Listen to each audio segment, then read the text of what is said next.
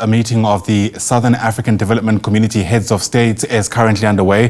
The virtual gathering is expected to discuss the situation in the Democratic Republic of Congo. SADC troops remain trapped in Sake and Goma, while the M23 group continues to capture more areas in the eastern parts of the country. Let's make sense of all of this and bring in now SABC News International Desk Editor Sophie Mokoena live to us from Studio 9 here at Auckland Park. Great to see you, Sophie. Thanks for stepping away from that meeting to help us connect the dots. It started off with comments made by the SADC Secretary and Chair, that's Emerson Mnangagwa. Do we have any sense of what was said? Well, the Secretary painted a very terrible picture in terms of the situation in the eastern part of the DRC in relation to humanitarian crisis, and that in some parts war is raging on.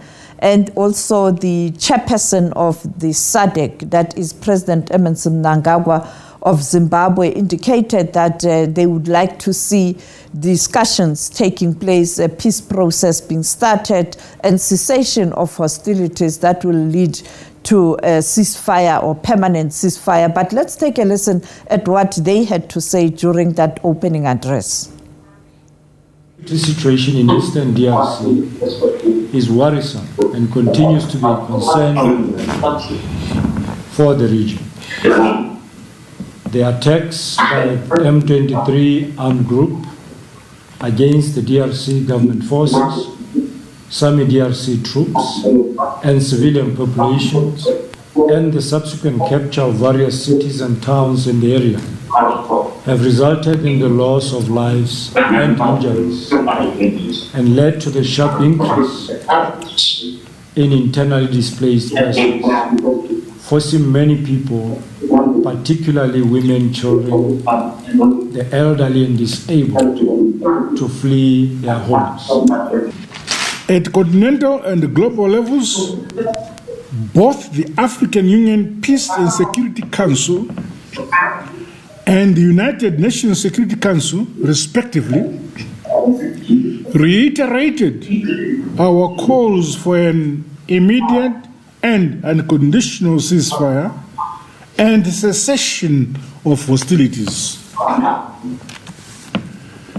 As we convene today, we remain cognizant of the fact that repercussions of the instability extend beyond the DRC borders, affecting the broader region at large. It is noteworthy that the implementation of the resolutions of the joint SADC and EC summit is now underway.